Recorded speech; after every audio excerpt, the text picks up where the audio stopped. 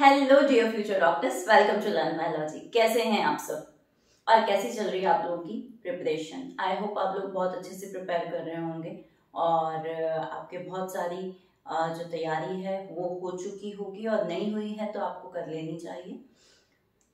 Today we are going to start another sub topic of cell biology, that is ribosome. Basic से depth तक इसको पूरा करने की कोशिश करेंगे ताकि इसके सारे आपके जो क्वेश्चंस हैं वो सॉल्व हो जाए। So let's start.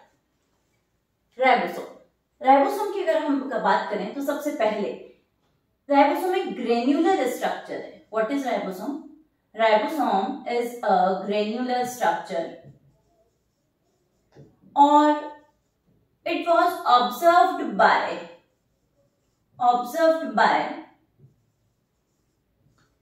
George Palade in 1953। 1953 में उन्होंने इसे देखा और इसे कहा ये एक डेंस पार्टिकल, ये क्या है? एक डेंस पार्टिकल है और observed under microscope. Okay, ribosome एक मेम्ब्रेनलेस ऑर्गेनेल है। राइबोसोम मेम्ब्रेनलेस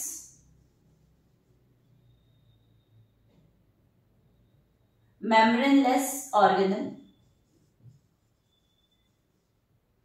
स्मॉलेस्ट ऑर्गेनेल है। अब क्योंकि ये स्मॉलेस्ट ऑर्गेनेल है तो प्रेजेंट इन ऑर्गेनेल ऑल्सो। जो माइटोकॉन्ड्रिया है, प्लास्टिड है, उनके अंदर अपना राइबोसोम होता है। दैट्स व्हाई आप इसको ऑर्गेनेल विद इन ऑर्गेनेल भी कहते हैं। क्या कहते हैं? Organelle with in organelle. एक ऐसा ऑर्गेनेल जो दूसरे ऑर्गेनेल में भी मिलता है, इसलिए आपने इसे कहा ऑर्गेनेल विद इन ऑर्गेनेल। उसके बाद राइबोसोम सिंथेसाइज प्रोटीन। ये क्या करता है? प्रोटीन सिंथेसाइज करता है, इसलिए आप इसको प्रोटीन फैक्ट्री भी कहते हो। क्या कहते हो? Protein factory. और इसे इंजन ऑफ सेल भी कहा जाता है। इंजन ऑफ सेल भी कहा जाता है। ठीक है। It is the organelle present in all cells, prokaryotes and eukaryotes. Prokaryotes और यूकैरियोट्स दोनों तरह के सेल्स में देखने को मिलता है, except mammalian RBCs. Mammalian RBCs के अंदर राइबोसोम नहीं होगा। ओके, सो आपने इसके सारे पॉइंट्स देख लिए कि भाई सबसे छोटा होता है, मेम्ब्रेनलेस होता है, प्रोकैरियोट्स और यूकैरियोट्स दोनों में मिलता है, मैमेलियन आरबीसी में नहीं मिलता। और क्योंकि प्रोटीन सिंथेसिस करता है इसलिए आपने इसे प्रोटीन फैक्ट्री ऑफ सेल भी कहा। नेक्स्ट देखेंगे, जब आपसे कहा जाए सेल में राइबोसोम मिलता कहां पे है, तो उसके लिए मैं आपसे बता रही हूं position of ribosome. Position of ribosome, उसके बेस पे मैं यहां पे अपने तरीके से दो कैटेगरी कर रही हूं। एक आपका है फ्री राइबोसोम। कौन से राइबोसोम? Free ribosome. और दूसरा है ribosome associated with organelle. Ribosome associated with organelle. तो अगर आपसे कहा जाए फ्री राइबोसोम, तो ऐसा राइबोसोम जो साइटोप्लाज्म में फ्री फॉर्म में मिल रहा है, दैट इज फ्री राइबोसोम। और अगर आपसे कहा जाए राइबोसोम एसोसिएटेड विथ ऑर्गेनेल, इसका क्या मीनिंग है कि इन दैट कंडीशन जो राइबोसोम है वो ऑर्गेनेल के साथ किसी न किसी तरीके से एसोसिएटेड है। जैसे कि RER के केस में ribosome present on the surface of membrane, और अगर आपसे बोला जाए प्लास्टिड एंड माइटोकॉन्ड्रिया तो उनके अंदर राइबोसोम देखने को मिलता है। Got it? तो यहां से आपने बोला फ्री राइबोसोम, तो मैंने बोल दिया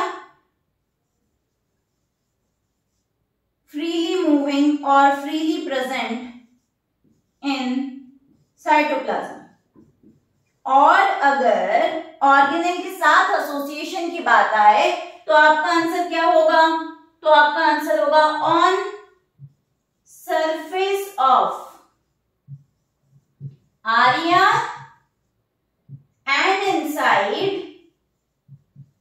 inside plastid and माइटोकॉन्ड्रिया। दूसरा कहां पे मिलता है? प्लास्टिड और माइटोकॉन्ड्रिया के अंदर मिलता है। ओके, नाउ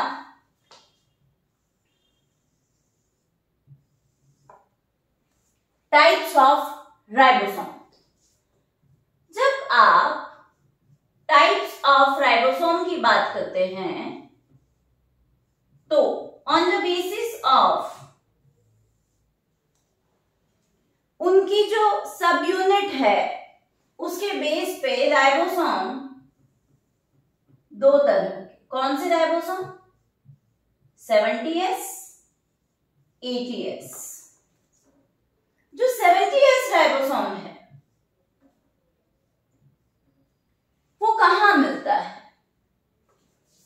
तो आपने कहा present in prokaryotes, present in prokaryotes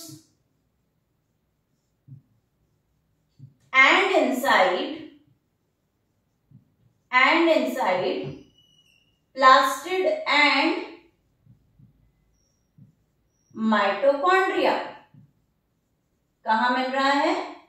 plastid और माइटोकॉन्ड्रिया में मिल रहा है। और 80S आप बोलेंगे प्रेजेंट इन यूकेरियोट्स। कहां मिल रहा है? Present in eukaryotes. और यूकेरियोट्स में कहां? तो आप बोल दोगे कि साइटोप्लाज्म में जो मिल रहा है वो 80S होता है, plus on surface of RER वो भी ऐसा कैसा होता है? 80S। अब देखो जरा, क्योंकि 80S राइबोसोम में मैंने लिखा है यूकेरियोट्स में मिल रहा है, 70S राइबोसोम में मैंने लिखा है प्रोकैरियोट्स में मिला है, इसलिए आप 70S राइबोसोम को प्रोकैरियोटिक राइबोसोम कहते हैं, जबकि 80S राइबोसोम को यूकेरियोटिक राइबोसोम कहते हैं। 80S ribosome always present in eukaryotic cell, but 70S ribosome जो है वो प्रोकैरियोट्स में मिलता है, बट वो यूकेरियोटिक में भी मिलता है। यूकेरियोटिक में कहां मिलता है?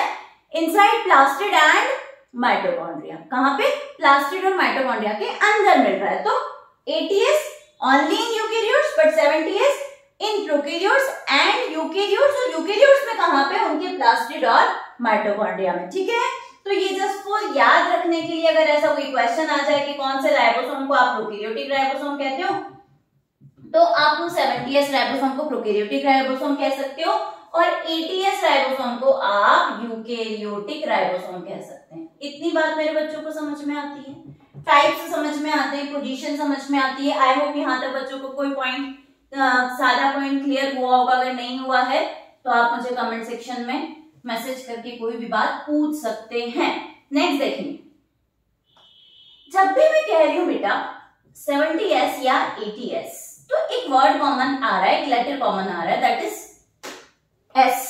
Okay, here S stands for, S का मतलब क्या है? सेडिमेंटेशन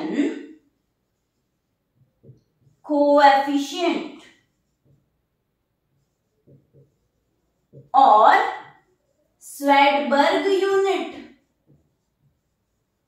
सेडिमेंटेशन कोएफिशिएंट और स्वेडबर्ग यूनिट। ओके, अब ये सेडिमेंटेशन कोएफिशिएंट क्या बताता है? बोले इट इनडायरेक्टली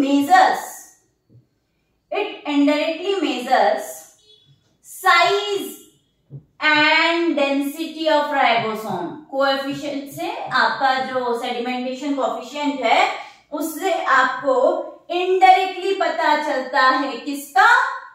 डेंसिटी और साइज का पता चलता है। अब यहाँ पे जब मैंने लिखा कि साइज की बात की जाए तो एक तो स्टार्टिंग में बता दिया कि ये साइज में सबसे छोटे होते हैं। अगर नंबर की बेस पे बात की जाए तो एनसीईआरटी का डेटा है, इनका जो साइज है ये लगभग 15 से 20 नैनोमीटर होता है। कितना होता है? 15 से 20 नैनोमीटर होता है। ये समझ में आ गया। 70s और 80s में S stands for Svedberg unit and sedimentation coefficient, जिससे कि आपको साइज और वो कितने ज्यादा डेंस है उसका पता चलता है। नाउ सब यूनिट्स ऑफ राइबोसोम, इसका क्या मतलब है? एक्चुअली आप जब राइबोसोम की बात करते हो, वेदर इट इज आपका 70s और वेदर इट इज 80s, तो दोनों ही तरह के राइबोसोम्स की सब यूनिट है, मतलब उनके कुछ और छोटे छोटे पार्ट्स है। सो सुनेंगे बच्चे ध्यान से।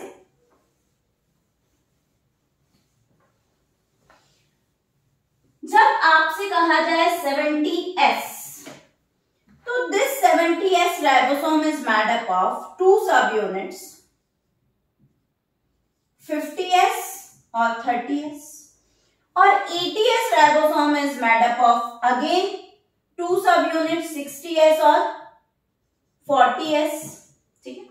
अब यहाँ पे क्वेश्चन दिमाग में ये आता है, मैम 70s 50 और 30 तो 80 होते हैं, यहाँ तो 70 है और यहाँ 60 और 40 तो 100 होता है। आपने बोल दिया ये 80 है।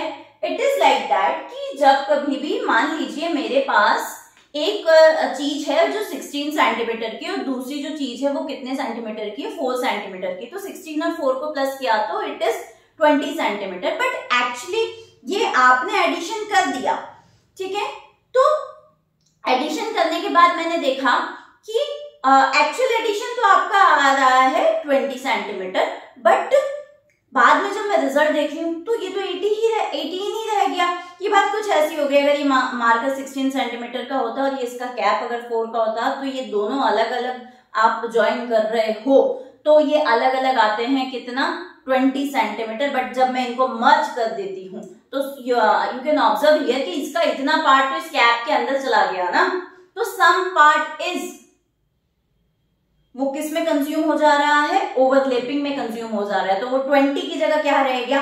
18। इसलिए यहाँ पे आपकी जो 50 और 30 जो यूनिट आपका प्लस 80 आना चाहिए था वो 70 है और 60 और 40 से 80 है। दैट्स व्हाई एक लाइन आती है राइबोसोम्स के लिए कि they are not additive in nature, है ना। तो यहाँ पे इसका मतलब ये है कि उसका कुछ पार्ट जो है किसमें चला गया? ओवरलैपिंग में चला गया। ओके। अब यहां से एक और बात क्लियर कर लेंगे बच्चे, ये 12th क्लास की एनसीईआरटी में दिया हुआ है, बट मैं इसलिए बता दे रही हूं कि अभी अगर इस तरह का क्वेश्चन आए तो आपका क्वेश्चन बन जाए सेल के लेवल पे। तो 50 सब यूनिट्स के फिर से 50 जो एस यूनिट है इसके फिर से पार्ट होते हैं 23s और 5s, और 16 जो होता है ये 30s जो होता है ये 16s, ठीक है, 16s। अब यहाँ पे 60s की बात की जाए तो इसमें क्या क्या है? 28s, 5s और 5.8s। ये s है बेटा, कंफ्यूज नहीं होना है। और 40s बोला जाए तो यहाँ पे क्या आया? 18s। अगेन 12th क्लास की एनसीईआरटी की एक लाइन बोलती हूँ, ribosomes are made up of structural RNAs and 80 different proteins. Ribosome किससे मिलकर बने होते हैं? स्ट्रक्चरल आरएनएस और 80 डिफरेंट प्रोटीन्स। अब यहाँ पे आपको ध्यान रखना है, जो मैंने 23s 16s ये जो लिखे हैं ये क्या है? ये एक तरह के आरएनए हैं, ठीक है। तो इसलिए वहां पे एनसीईआरटी कह रही है, एक स्टार मार्क करके लाइन लिख दे रही हूं मैं यहाँ पे, आप लोग अपने नोट्स में मेंशन कर लेंगे। क्या मेंशन कर लेंगे? Ribosomes are made up of structural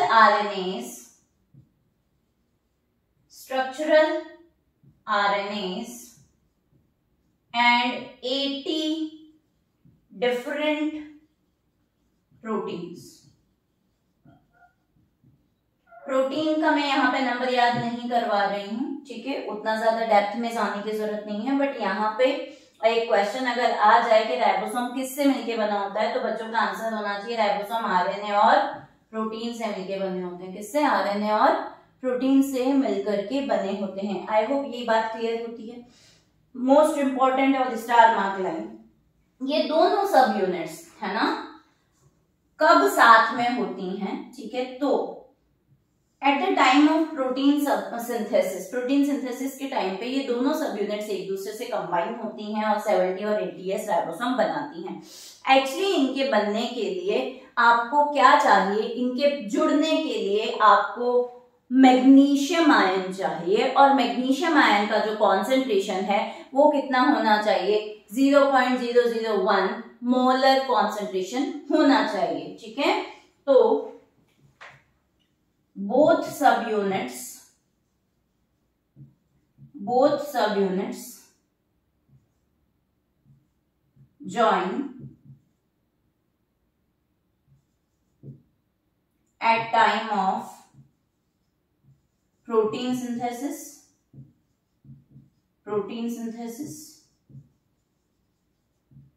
and it requires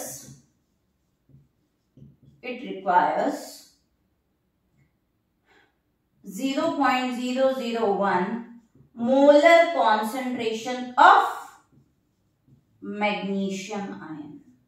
magnesium ion का कितना कॉन्सेंट्रेशन चाहिए, 0.001 मोलर कॉन्सेंट्रेशन चाहिए। अब यहां से मैं एक छोटा सा पॉइंट एग्जांपल लेकर के पॉइंट क्लियर कर देती हूँ कि ये एक्चुअली करता क्या होगा, तब जाकर के ऐसी चीजें बनती है। जस्ट फॉर एग्जांपल यहां देखें,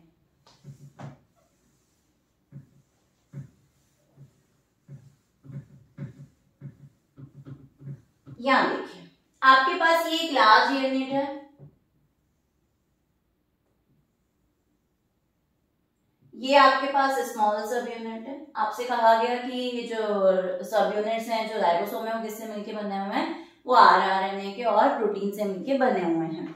अब होता क्या है कि इनका फॉस्फेट ग्रुप है ना, ठीक है, इसके अंदर आरएनए है तो डेफिनेटली फॉस्फेट होगा और इसका फॉस्फेट ग्रुप, ठीक है, उन दोनों को जोड़ने में मैग्नीशियम आयन हेल्प करता है और वहां पे आयनिक बॉन्ड बनाता है। क्या करता है, ये तो आपकी ये एक सब यूनिट है और ये दूसरी सब यूनिट है, ऊपर वाली मैंने लार्ज बनाई है तो डेफिनेटली ये लार्ज है और नीचे वाली स्मॉल सब यूनिट है। दोनों के आरएनए जो है उनके फॉस्फेट ग्रुप मैग्नीशियम आयन की हेल्प से जुड़ते हैं, आयनिक बॉन्ड बनाते हैं और इस तरीके से एक कंप्लीट राइबोसोम का फॉर्मेशन होता है, ठीक है। तो यहाँ पे एक बात क्लियर हो जाती है कि किस तरीके से इसका फॉर्मेशन होता है और क्या क्या फैक्टर्स हैं जो इनके बनने के लिए रिक्वायर्ड है।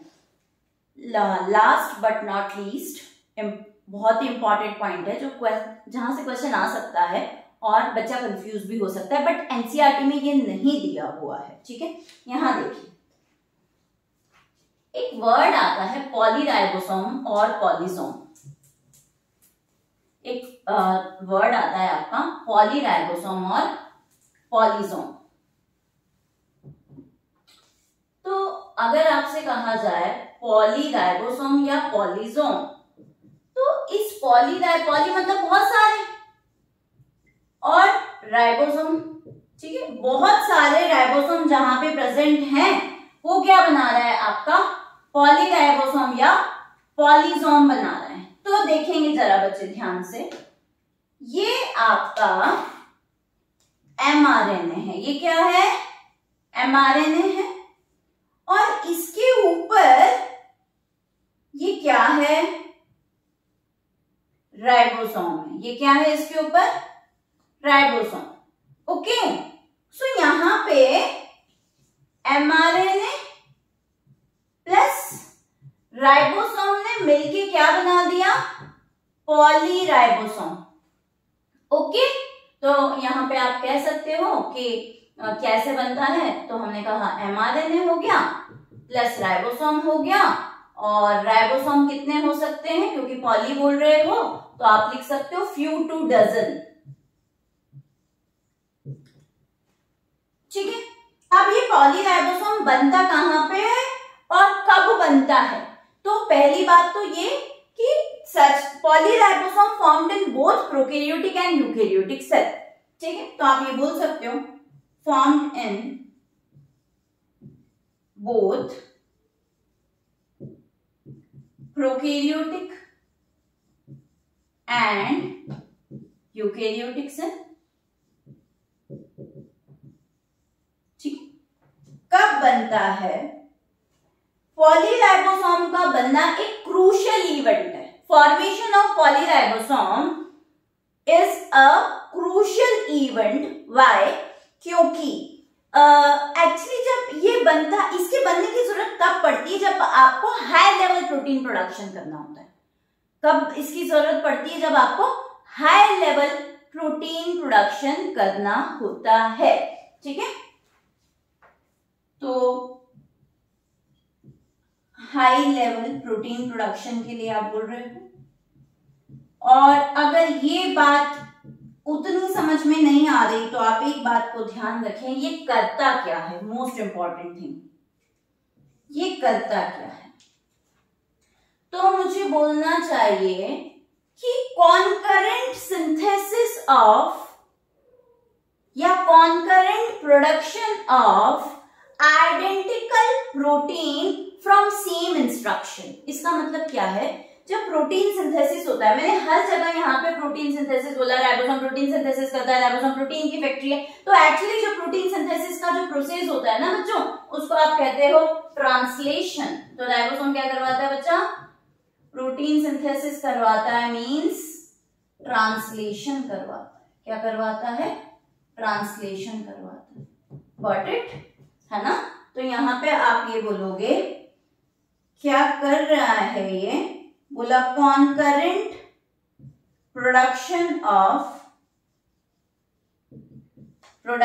Of identical protein from same instruction. इसका क्या मतलब है फ्रॉम सेम इंस्ट्रक्शन? क्योंकि जब सेल के अंदर आप मेटाबॉलिज्म देखते हो तो बेटा जी डीएनए से आरएनए और आरएनए से प्रोटीन बनता है। तो एक ही डीएनए के सीक्वेंस से जो ये एमआरएनए आया है, इसी से बहुत सारी कॉपीज बनती है। तो concurrent production of identical protein copies, ठीक है। यहाँ पे क्या बोल सकते हो? Identical protein copies from same instruction, मतलब सेम डीएनए के पार्ट से आइडेंटिकल कॉपीज बनती है प्रोटीन की। तो आई होप मेरे बच्चों को राइबोसोम समझ में आता है। मैंने एनसीईआरटी के सारे पॉइंट यहाँ पे कवर कर लिए हैं और एनसीईआरटी के अलावा भी बहुत सारे पॉइंट यहाँ पे आपको बताए हैं। आई होप पूरा राइबोसोम आपको अच्छे से समझ में आया होगा, और फिर भी नहीं आया है तो let me know in the comment section. जो भी आपको डाउट है और जो भी कोई दूसरा टॉपिक आपको पढ़ना है वो भी आप मुझे कमेंट सेक्शन में बता सकते हैं। और अगर आपको ये वीडियो अच्छा लगा है तो hit like, share and subscribe. Thank you so much for watching.